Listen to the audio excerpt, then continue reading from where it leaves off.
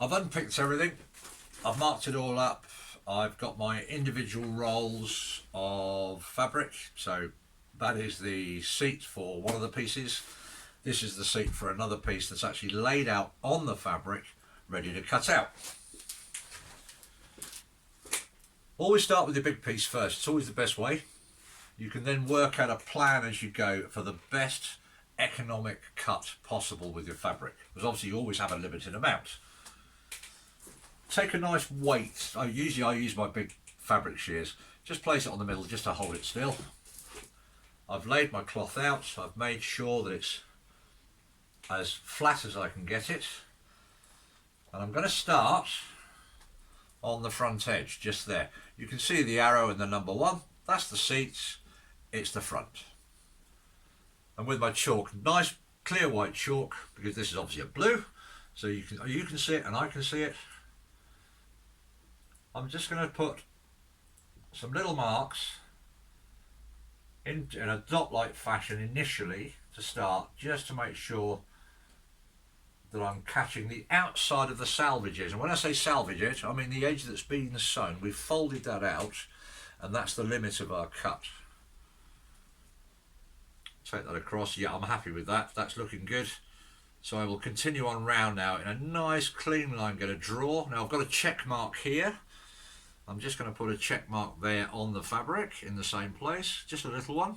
I'll cut that out with the scissors later.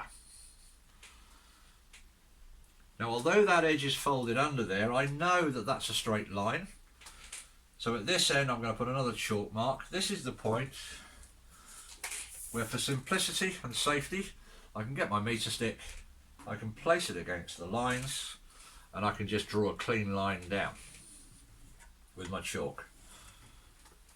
And I'll carry on round that piece,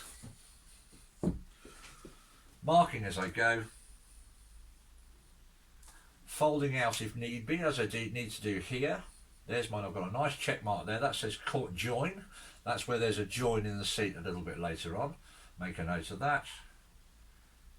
Out to that point, put my check mark in.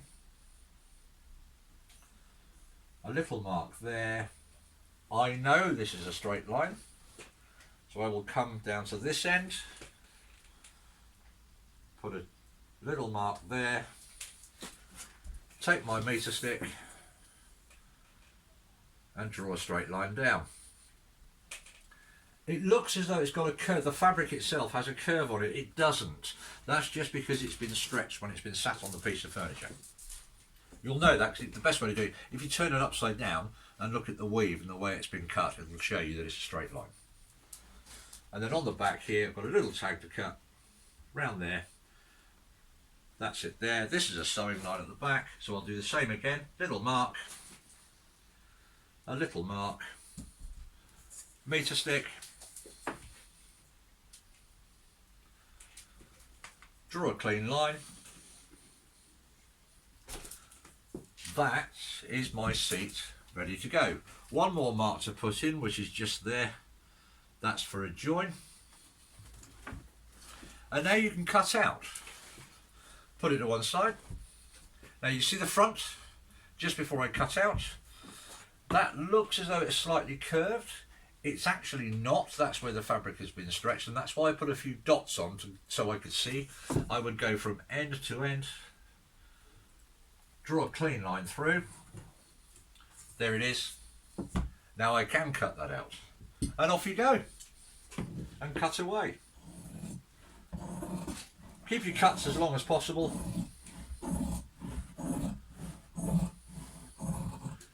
The technical term is chop on through, but I wouldn't recommend chopping. I would use a cutting action with your scissors. That's a little upholsterer's joke there. You probably won't get it. Or you might.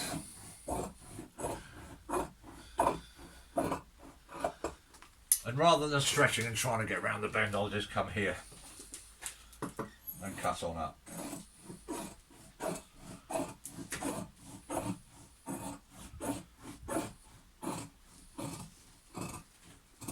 Round the corner. There we are. Last little bit to do.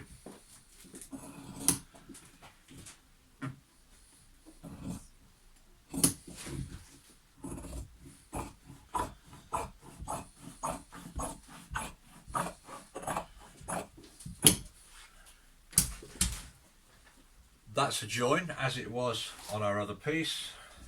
That's our little check mark. I'm just going to put a little nick where that check mark is, like so. I'll do the same over here.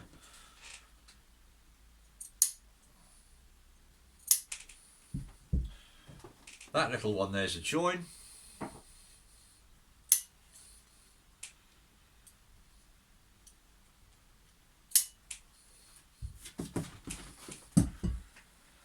That's my seat panel cut out with check marks in. Take the original, lay it on the top, put it to one side, keep it safe, and carry on with your other bits and pieces. And you'll just repeat that right the way through for the whole unit suite.